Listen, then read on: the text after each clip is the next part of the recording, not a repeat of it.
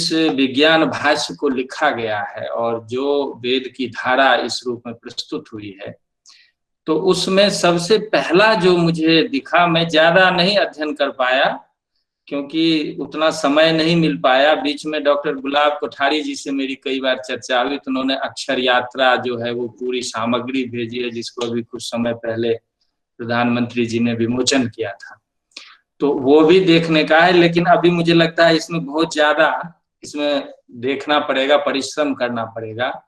लेकिन एक जो पंक्ति मुझे मिली इसमें कि उन्होंने स्पष्ट रूप से कहा है कि जब हम उपनिषदों का अर्थ कर रहे हैं तो ये दार्शनिक अर्थ नहीं कर रहे, ये साफ साफ उन्होंने लिखा है कि हम इसका वैज्ञानिक अर्थ कर रहे हैं और विज्ञान भाष्य का लक्ष्य भी यही है।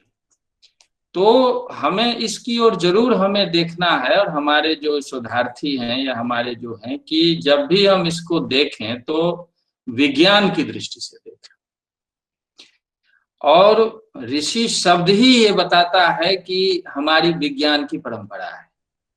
विज्ञान को आज के संकुचित अर्थ में जब हम देखते हैं तब वो मेटेरियलिस्टिक साइंस होता है, लेकिन हमारे यहाँ जो विज्ञान है वो विज्ञान भूत से लेकर और ब्रह्म तक का अनुभव, भूत से लेकर और ब्रह्म तक का जो अनुभवात्मक ज्ञान है वो विज्ञान है। बार बार गीता में भगवान कृष्ण, अभी हमारे कुछ विद्वानों ने इसकी चर्चा भी की थी कि बार बार कृष्ण गीता में कहते हैं कि ज्ञानम विज्ञान सहितम यज्ञात्वा मोक्ष से शुभात्, ज्ञान सहित विज्ञान बताऊंगा और ज्ञान विज्ञान तृप्तात्मा कूटस्थो विजितेंद्रिय। ज्ञान विज्ञान सहित जो व्यक्ति है वही तृप्तात्मा है। ज्ञान विज्ञान सहित जो ज्ञान को जानता है वही अशुभ से वो दूर हो सकता है, नहीं तो अशुभ नहीं जा सकता जल्दी।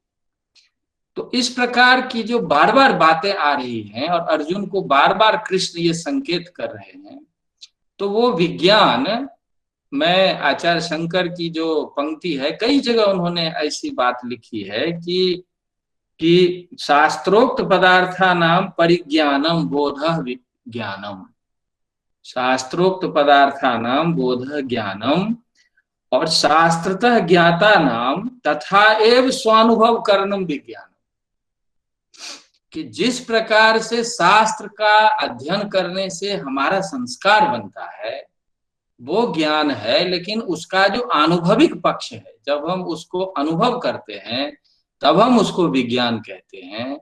और यही भूत से लेकर और ब्रह्म तक का जो शास्त्र के द्वारा ज्ञान और उसका अनुभव, ये विज्ञान है। और इसको उद्देश्य बना करके जो है इस विज्ञान भाष्य को प्रस्तुत किया गया है। मुझे जैसे एक दृष्टिपात करने से ऐसा लगा, और नाम भी उन्होंने इसीलिए ऐसा रखा है।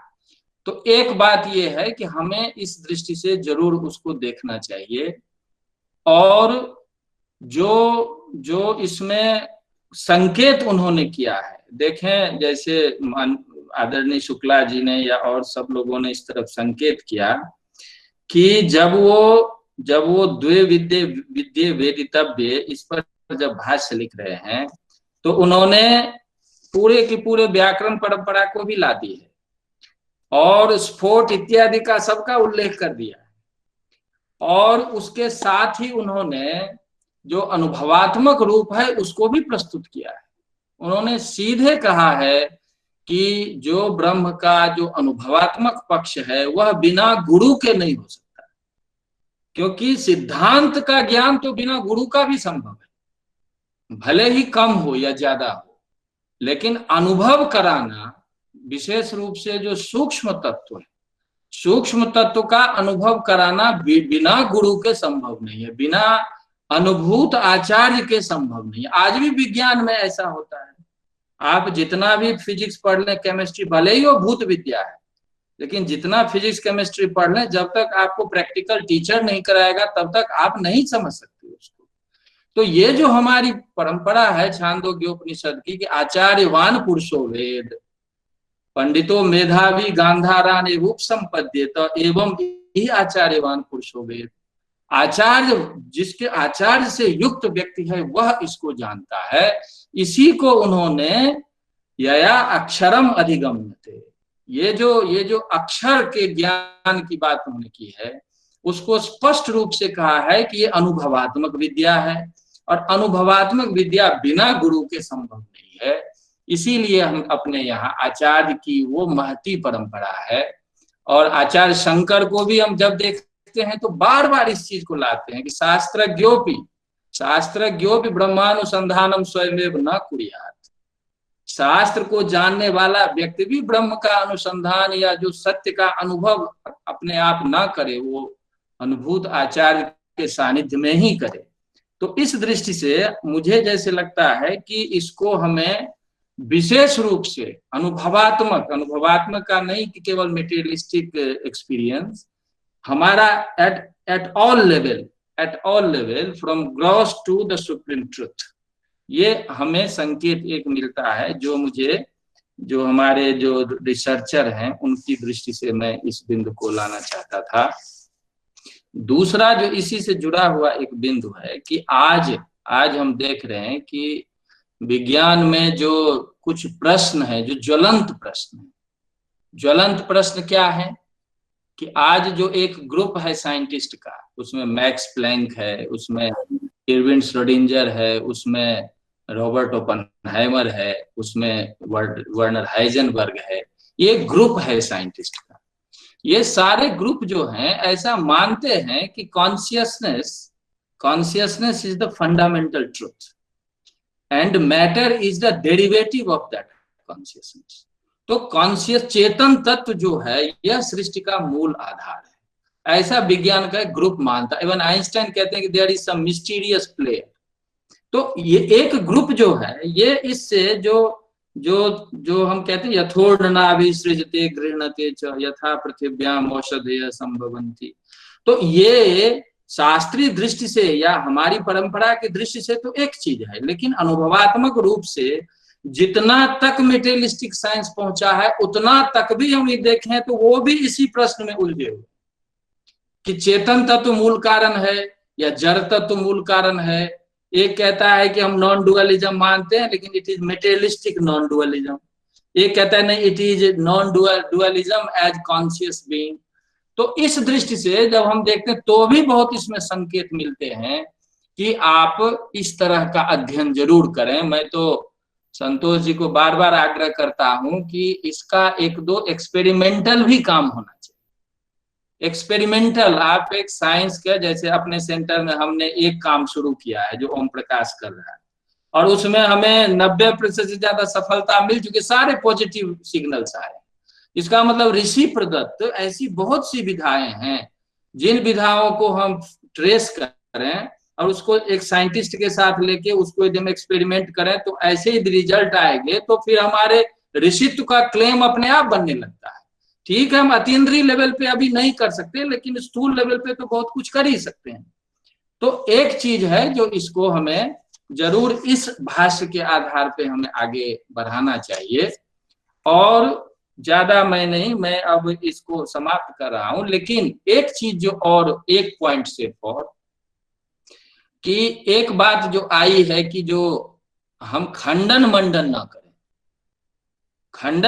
न करें, ये एक चीज है, लेकिन शास्त्रार्थ बहुत जरूरी है।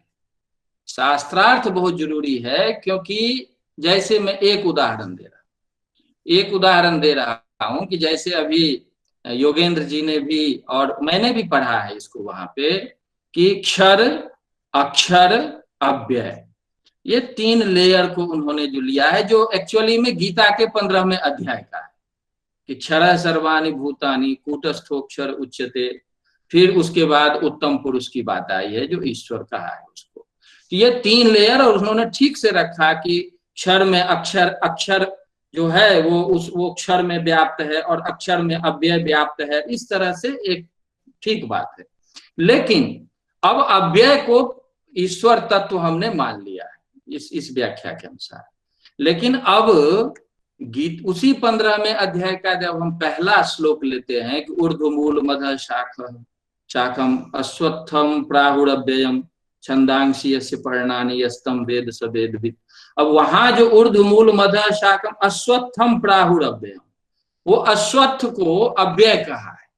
अब अश्वत्थ को अव्यय कहा है, यहाँ पर संसार का यानी ये जो द्वा सुपर्णा सयुजा सखाया की जो बात हो चल रही थी, तो वहां उन्होंने एक अव्यय रूप वृक्ष को माना है।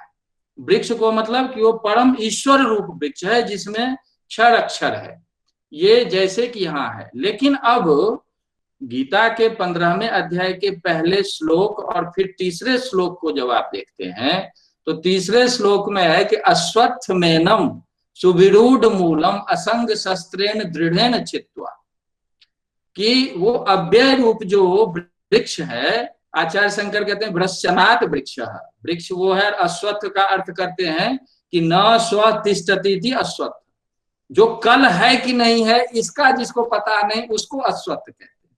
संसार का चूंकि आज है कल है नहीं है, परसों है नहीं, इसीलिए इसको अश्वत्थ वृक्ष से इसकी तुलना की गई है। तो अब अश्वत्थ को यदि हम अव्यय उस रूप में मानते हैं, ईश्वर रूप में मानते हैं, तो फिर ये जो गीता का श्लोक है कि अश्वत्थमेनम सुविरूढ़ मूलम असंग शस्त्रेण दृढ़ेन छित्त्वा, तो उसको जब आप त्याग रूप या अनासक्ति रूप जो आपका व्यवहार है और ज्ञान से उस अव्यय रूप वृक्ष का छेदन करना चाहिए, तो अब उसका उसके साथ अर्थ कैसे घटाएंगे? ऐसे 50 विषय है जिस विषय को हमें आगे ध्यान में रख के शास्त्रार्थ लाना है। शास्त्रार्थ लाना है का अर्थ निर्धारण करना, और अर्थ निर्धारण जब करेंगे तो फिर अपने आप अर्थ जो है वो प्रकट होता जाता है। तो ये एक जो दृष्टि है, बाकी अब कभी समय मिलेगा तो हम इस पे विस्तार से चर्चा करेंगे।